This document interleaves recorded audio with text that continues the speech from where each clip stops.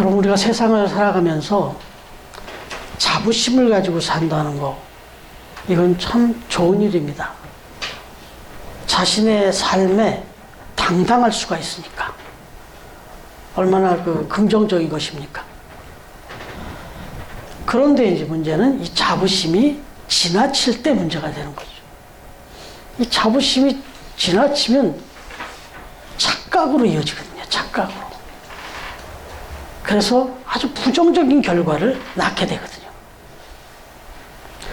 여러분, 제가 축구를 많이 좋아하는 거 아시지만 축구 싫어하는 분들이 별로 드물 정도로 많은 분들이 좋아하는데, 이번에 아시안컵 축구가 있었지 않습니까?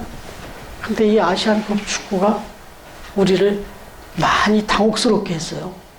많이 좀 가슴 아프게 했어요. 그래서 좀 심한 경우 막 분노가 치밀어 올 정도로, 결과가 그랬습니다. 근데 여러분, 이 축구 결과를 보면서 어떤 생각이 들었겠습니까? 저는 또 말씀을 준비하다 보니까 또 한 번 생각이 나는 건데, 이 손흥민 선수의 아버지 손흥정 씨가 이 아시안컵이 시작되기도 전에 중요한 얘기를 했어요. 그죠? 기억나시죠? 우리 대한민국은 우승하면 안 된다. 왜 그랬을까요? 지금 조명이 되고 있잖아요. 우승할 만한 자격이 안 된다는 거예요. 실력이 안 된다는 겁니다. 그리고 그런 팀을 그렇게 냉정하게 평가하지 못하고 운영하고 있는 코칭 스태프나 아니면 이 축구협회가 착각을 하고 있다는 거예요. 지금 유럽 빅리그에서 막 빛을 발하는 선수들 몇 명이 있어요. 번쩍번쩍하는 선수들이. 그러니까 이 선수들 몇 명이 우리 대한민국 축구의 어떤 실력인 줄 착각하고 있다는 거예요. 자부심 있는 거 좋죠. 막 프리미어 리그에서 득점왕을 하고 아시아 최초. 그리고 지금 거기서 막 득점 선수 경쟁한 선수들이 저 프랑스의 그런 리그에서, 저 독일의 리그에서 막 난리를 치잖아요, 지금. 그래서 우리나라 축구 선수들이 다 그런 줄 아는 거예요. 그래서 만약에 진짜 이런 상황에서 나가갖고 진짜 혹시라도 우승이라도 하고 나면 진짜 우리나라 축구가 이 정도 수준인 줄 알고 착각하면 아무 대안도 없고 대책도 세우지 않으면 이건 우리 축구의 비극이 된다. 이게 얘기였던 거 아니에요? 그럼 여러분, 손흥정 씨가 좀 해안이 있구나. 그러나 또 저 사람 또 자기 아들이 역으로 또 그만큼 잘났다는 얘기하는 거 아닌가 이렇게 생각하는데, 객관적인 시각이 하나 더 나왔어요. 베트남 국영TV에서 이 4강전을 치르기 전에, 비참한 우리 이 결과를 받기 전에 이미 예고를 했어요. 베트남 국영TV에서 뭐라고 했냐면, 대한민국 축구는 현실을 직시해야 된다. 인정해야 된다. 지금 4강까지 올라온 게 그냥 올라온 게 아니다. 진짜 위태위태하게 아슬아슬하게 정말 이건 실력으로 올라온 게 아니다 이거예요. 11골을 넣었는데 8골을 먹었다 이거예요. 11골 넣은 것만 갖고 얘기할 게 아니고 8골을 먹었다는 거예요. 매 경기 골을 먹었다. 그 경기력을 봤는데 이 대한민국 축구는 잘하는 축구가 아니더라 이거예요. 그래서 4강전에 올라가 봐야 큰 기대가 안 된다 이렇게 얘기를 했어요. 근데 적중했어요 그냥. 근데 우리만 착각하고 있었어요. 야, 그럼 그렇지. 90 몇 분에 골을 넣고 몇 번을 그러면서 올라오니까 그럼 그렇지. 착각이었어요.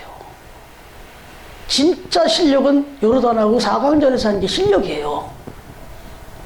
어떻게 패스를 이렇게 실수를 해도 한 번, 두 번이지 열 몇 번을 실수를 합니까? 이게 실력이죠. 지금도 우리나라는 못 받아들여가지고 분노한 사람들이 받아들여야 돼요. 우리가 착각이다. 아니, 언제적 4강입니까? 월드컵 4강이. 2002년이 언제 건데 지금까지 거기에 도취해 있습니까? 그래서 이런 일을 겪으면 충격을 받아요. 충격이에요, 충격은. 못한 건데. 여러분, 이게 착각이라는 겁니다. 이 착각은 이런 엄청난 결과를 가져올 수가 있다는 거예요. 여러분, 오늘 제가 축구 얘기를 한 거는 축구를 좋아해서만이 아니라 정말 적절한 예화를 하나님이 주셨어요. 말씀을 묵상하는 중에. 유대인들이 꼭 이랬어요. 유대인들이. 여러분, 프라이드를, 자부심을 논할 때 세계의 모든 민족 중에 유대 민족만큼 자부심이 강한 나라가 없었습니다. 지금도 그렇고. 또 살펴보면 그럴만도 해요. 여러분, 이 유대인들의 자긍심은 정말 대단하죠. 자기들은 하나님의 백성이다. 이 선민 사상이 아주 강했단 말이에요.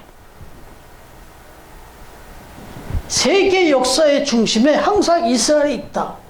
결국 이 자부심이 말도 안 되는 시간 속에서 나라를 다시 회복합니다. 아시다시피 BC 586년 그때 이스라엘을, 이 유다는 멸망을 했어요. BC 586년에. 그런데 지금 몇 년이에요 도대체? 지금 2000 몇 년입니까? 그러면 거꾸로 돌아가 보면은요, 이게 거의 2000년에서 2500년이 지났는데 이스라엘이 회복을 합니다. 나라를 다시 찾아요. 지금 이스라엘이 아주 당당하게 지금 저렇게 살고 있잖아요. 이게 우리나라하고 비슷해요. 1945년. 그 시기에 나라를 회복하는데 어떻게 이럴 수가 있어요, 진짜. 36년 잃어버리고 다시 찾아도 나라가 그냥 우리나라 문화가 그냥 일제 문화로 그냥 막 다 깔려 있는데 이게 2500년이 지난 나라가 다시 나라를 회복해서 자부심이 있어서 그랬어요. 자부심이 어마어마하지.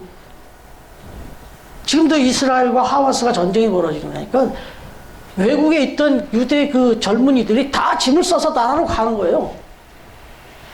다른 나라는 다 흩어져 도망가거든요. 러시아만 해도 지금 이재용 성교사한테 듣지만 젊은이가 없다는 거예요. 지금 러시아에 다 도망갔어요. 다 나갔어요. 계속 징집을 해요. 그래서 말씀드렸잖아요. 그 교회 60세 되신 집사님이 징집되었다니까요. 그런데 유대인들은 어마어마한 그런 이렇게 선민의식이 있었다. 그래서 역사적으로 봐도 이 이방인들을 개 취급을 했다고요. 이방인들을 개 취급을 하고. 그래서 유대인 랍비의 글에는 하나님께서 왜 이 땅에 이방인들을 존재케 하시는가? 저런 개 같은 존재들을 뭐하러 이렇게 만들어 놓으셨을까? 존재하게 했을까? 아, 그거는 저 지옥의 땔감으로 나중에 쓰려고 한 거다. 이렇게 하는 게 랍비들의 글에 나와요. 이건 전에도 말씀드렸어요. 그리고 지금도 키파라고 들어보셨어요? 키파. 이스라엘 사람들 여기 머리에 이렇게 빵터모자 같은 거 저거로 쓰고 다니는데 지금도 그거 쓰고 다니는 사람 많아요. 이게 선민의 의식을 지금도 갖고 있는 우리는 선택받은 거예요. 맞춰요. 17절 말씀에도 오늘 보시면 뭐라고 나와요? 유대인이라 불리는 네가 율법을 지하며 하나님을 자랑하며. 당당했어요. 너무너무 자부심을 갖고 살았어요. 그러니까 유대인들의 첫 번째 자랑거리가 이거예요. 유대인들은 율법을 의지하면서 하나님을 자랑했어요. 율법이라는 것도 그걸 지켜야 되는 건데 하나님과 우리 자기는 특별한 계약을 갖고 있는 사람들이다. 하나님과 특별한 계약을 맺은 사람들이다. 이거였어요. 그리고 또 오늘 말씀을 보면 이어지는 그 3장에 이제 다음 주지만 넘어가면 2절에 뭐라고 나오죠? 2절에 찾아놓으신 분 계세요? 한번 읽어보세요. 3장 2절이요? 예. 오늘 2장 29절까지였는데 그 3장의 2절. 범사에 많으니 우선은 그들이 하나님의 말씀을 받았으니 예. 범사에 이 사람들의 장점이 많았다는 거예요. 유대인들의 장점이. 근데 그 중에 아주 대표적인 하나 꼽으면 하나님의 말씀을 맡은 사람들이라는 거예요. 하나님께 말씀을 직접 받은 사람들. 얼마나 이게 프라이드가 강할 수 있겠어요. 그건 장점 맞아요. 진짜 하나님의 직접 말씀을 받았다. 이건 진짜 엄청난 장점이고 자랑거리 맞습니다. 그리고 18절에 보면요. 오늘 말씀 18절 한번 읽어볼까요? 다시 시작. 율법의 교훈을 받아 하나님의 뜻을 알고 지극히 선한 것을 분간하여. 이게 뭐 이 정도면 대단한 거 아니에요? 율법의 교훈도, 율법이 말하는 그 교훈도 다 깨달은 사람들이라는 거예요. 하나님의 뜻을 다 알고 지극히 선한 것도 다 분간할 정도의 그런 분별력을 가진 민족이다 이겁니다. 유대인들 하나님 말씀 받았을 뿐만 아니라 받았을 뿐만 아니라 그 말씀의 뜻과 교훈까지 다 아는 그런 사람들이었다. 그래서 유대인들은 어려서부터 하나님 말씀으로 양육을 받고 자라죠. 그 유명한 이스라엘의 교육 정신이 바로 쉐마 이스라엘, 신명기 6장 4절부터 9절에 나오는 말씀을 근거로 하는 들으라 이스라엘. 하나님이 직접 말씀하신 그 음성. 하나님의 말씀으로 지혜도 얻고 영감도 받고 항상 그 말씀에 의지하며 생각하고 판단하며 그래서 그렇게 살아가는 법을 어려서부터 배우는 민족이 바로 유대인들이죠. 그래서 유대인들의 그 성인식을 치르는 12살이 되기 전에 대부분의 아이들이 모세오경, 창출내민신 이걸 다 외운다고 그러잖아요. 그래서 아무리 머리가 좀 약하고 그래도 맨 처음 외우는 책은 신명기이기 때문에 신명기는 아이들이 다 외울 정도라고 해요.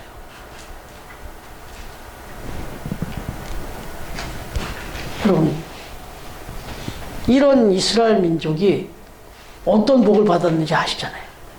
노벨상을 1901년에 제정해갖고 지금까지 100년이 넘게 오는데 그동안에 뭐 1000명 가까이 그 수상자들이 배출됐는데 23%가 다 유대인들이라고 그러잖아요. 그리고 세계 유수 대학의 명문대 그 교수들 22%가 다 유대인들이라고 합니다.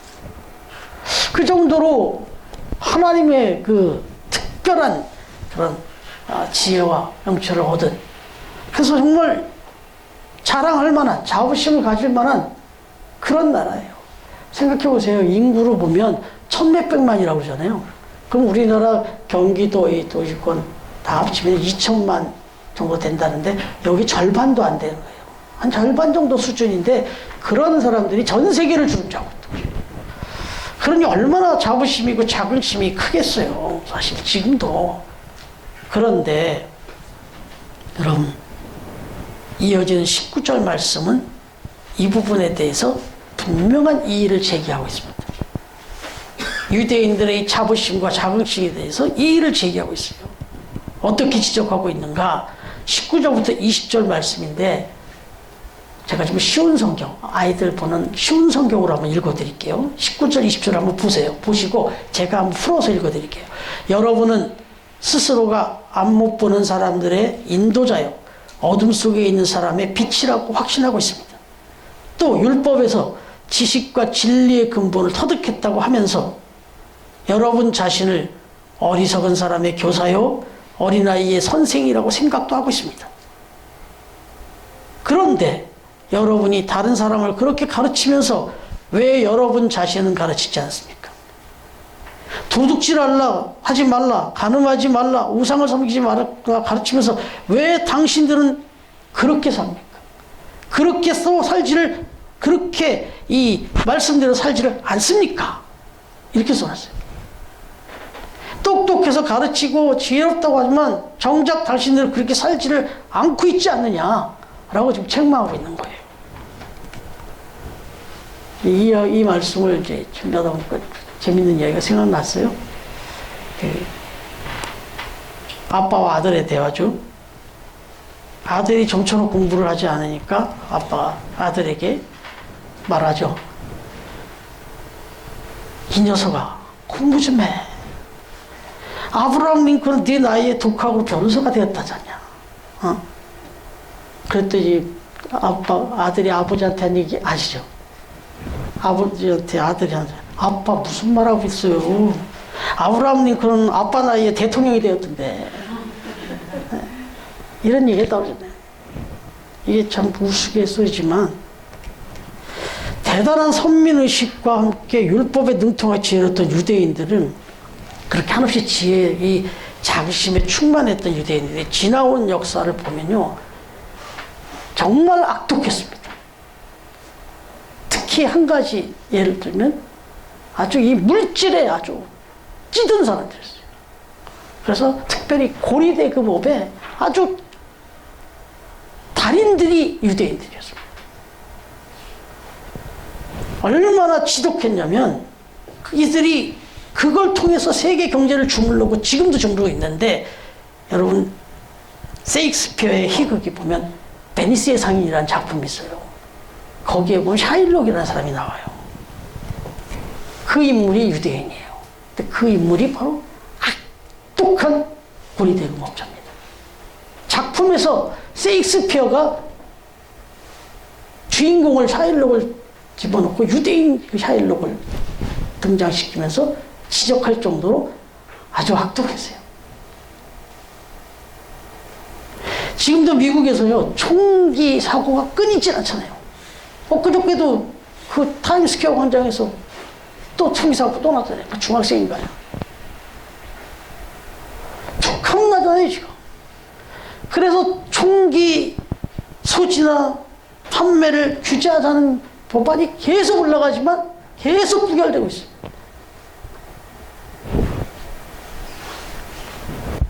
여러 가지 이유가 있겠다고 하지만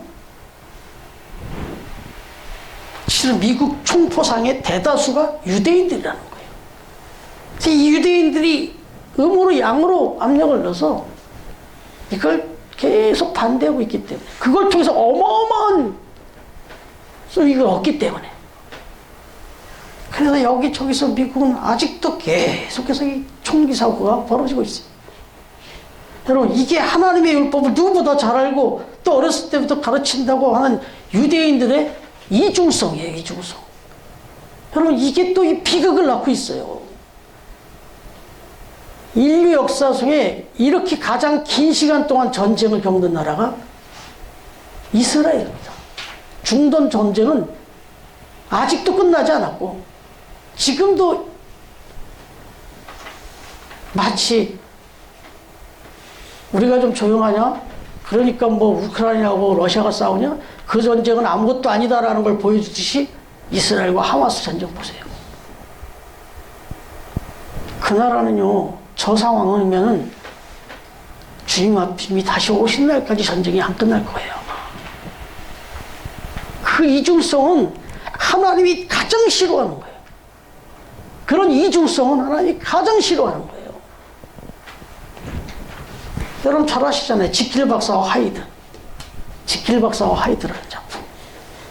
영국의 단편 작가 스티븐슨의 작품, 지킬이라는 한 의학 박사가 그냥 얼마나 천사같이 성인처럼 그렇게 마을 사람들을 지켜주는지, 고아의 아버지요, 과부의 보호자요, 자비의 아버지로 불리는 그런 사람인데, 온 동네 사람들이 그를 그렇게 존경하며 이상적 존재로 그렇게称颂을 아끼지 않았는데, 그 마을의 고민 하나는 밤마다 하이드라는 사람이 나타나가지고, 이 강력범이 나타나가지고 사람들을 죽이고 여자들을 능욕하고 약탈을 일삼고 온 동네를 공포에 몰아넣는 일.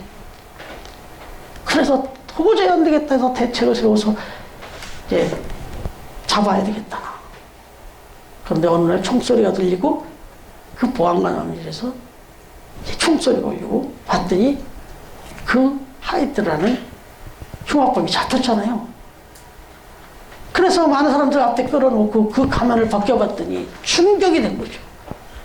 그렇게 천사처럼 성자처럼 추앙했던, 존경했던 그 지킬 박사였던 거죠. 여러분, 그러면 여러분 어떻게 생각하세요? 누가 진짜예요? 지킬이 진짜예요? 하이드가 진짜예요? 근데 이 질문은 아무 소용이 없어요. 아무 의미 없는 질문이에요. 지킬도 그 사람이고 하이드도 그 사람이라면 이건 이중적인 인간이야. 아주 지독한 이중적인 인간이잖아요. 이걸 고발한 거죠. 저와 여러분 안에는 이 두 이중성이 없습니까? 자녀들을 키워보면요, 자녀들이 헷갈리는 게 그거예요. 부모에 대해서. 저도 부끄러워요. 그렇게 자비롭고 그렇게 아주 그렇게 그냥 좋아 보였던 아버지가 또 이렇게 또 말도 안 되는 또 모습을 보일 때가 있거든. 이게 이 간극을 좁히는 게 지금 죽을 때까지 숙제죠. 남편은 안 그래요? 그렇게 천사처럼 보이다가 그렇게 또 징글징글하게 보이고 아내는 그렇게 안 보이냐고. 이게 우리의 숙제예요, 숙제. 마태복음 23장 27절 28절에 보면 이걸 징글징글하게 여기시는 예수님의 말씀이 나와요. 화 있을진저 외식하는 서기관들과 바리새인들이여 회칠한 무덤 같으니 겉으로는 아름답게 보이나 그 안에는 죽은 사람의 뼈와 모든 더러운 것이 가득하도다. 이와 같이 너희도 겉으로는 사람에게 옳게 보이되 안으로는 외식과 불법이 가득하도다. 아주 그냥 예수님이 아주 일을 가십니다. 이거. 여러분 이제 오늘 말씀으로 들어가서 오늘 말씀의 제목 참된 그리스도인은 어떠해야 되느냐 이거죠. 28절 29절 같이 한번 읽어볼까요? 28절 29절 시작. 무릇 표면적 유대인이 아니라 표면적 육신의 할례가 아니니라. 오직 이면적 유대인이며 할례는 마음에 알지니 영에 있고 율법 조문에 있지 아니한 것이라. 그 칭찬이 사람에게서 아니 다만 하나님에게서라. 그럼 이 말씀도 알아들을 것 같은데 또 조금 뭐 표면적 이면적 한문으로 막 써놔가지고 이것도 쉬운 성경으로 제가 한번 다시 읽어드릴게요. 그러므로 겉모습만 유대인인 사람은 진정한 의미에서 유대인이 아닙니다. 그리고 몸에만 행해진 할례는 진정한 의미에서 할례가 아닙니다. 마음으로 유대인인 사람이 진정한 의미에서 유대인입니다. 그리고 율법이 아니라 성령을 따라 마음에 받는 할례가 진정한 의미의 할례입니다. 그런 사람은 사람이 아니라 하나님께로부터 칭찬을 받습니다. 이 말이에요, 이게. 그야말로 배우고 가르치고 아는 것 그대로 실천하며 사는 사람이 진정한 그리스도입니다. 참된 그리스도입니다. 라고 하는 얘기예요. 나는 참된 그리스도인가 질문해야죠, 나는. 대학에서 경영학을 가르치는 걸 김인수 교수님이라고 계신데요. 이 김인수 교수님이 부끄러울 것이 없는 일꾼으로 라는 제목의 책을 썼는데 그 책의 내용에 이런 말이 나와요. 자기가 이제 경영학 교수다 보니까 종종 기업체를 찾아다니면서 강의도 하고 또 리서치도 하고 그러는데 자기가 좀 깊이 알고 싶어서 리서치를 좀 몇 번 해봤는데 이게 인성이나 뭐 어떤 삶의 의식을 좀 연구해 보려고. 그래서 때로는 대상을 이렇게 정했다는 거야. 여성과 남성 또는 교육을 좀 많이 받은 사람과 적게 받은 사람 또는 생산부서에 일하는 사람과 사무실에서 일하는 사람 뭐 이런 식으로 이렇게 테마를 정해가면서 한번 이렇게 조사를 해봤대요. 의식과 삶의 그 자질을 이런 것들을. 그랬더니 참 많이 차이가 나더랍니다. 자기의 어떤 그 상황에 따라서 차이가 많이 나더래요. 이 양반이 독실한 크리스찬이다 보니까 한 걸음 더 나가서 하나를 더 연구해 본 거예요. 더 조사해 본 거예요. 기독교인과 비기독교인을 또 이렇게 나눠서 신앙생활 하는 신앙인과 비신앙인을 또 구분해서 한 번 다 나눠서 이렇게 또 조사를 해봤대요. 의식과 그 삶의 태도를. 그랬더니 이건 똑같더라네요. 별 차이가 없더래요. 자기는 이게 진짜 관심거리였는데 여기서 진짜 기독교인과 비기독교인, 신앙인과 비신앙인의 삶의 어떤 질이나 어떤 차이가 좀 많이 나타나기를 기대하면서 했는데 별반 차이가 없더래요. 신앙생활 하는 사람이나 신앙생활 안 하는 사람이나 삶의 질은 똑같더래요. 태도도 똑같고. 여러분 지금 국회를 이제 총선이 얼마 안 남았죠. 국회의원 수가 너무 많다 줄여라 이런 얘기가 나오고 있는데 저도 동의하는 사람 중에 한 사람인데 지금 300명이잖아요. 뭐 직접 뽑는 사람이 253명 또 47명 비례대표로 뽑고 막 이러는데 제가 언젠가 봤을 때 그 21대는 아닌 것 같아요. 근데 국회의원 그 300명 숫자 속에 기독교인이 몇 명인가 했더니 113명이라는 통계가 한번 나온 적이 있어요. 지금도 별반 차이 없을 거예요. 300명 중에 100명 이상이 크리스찬들이 거기 들어있다. 근데 여러분, 신앙의 향기가 느껴지나요?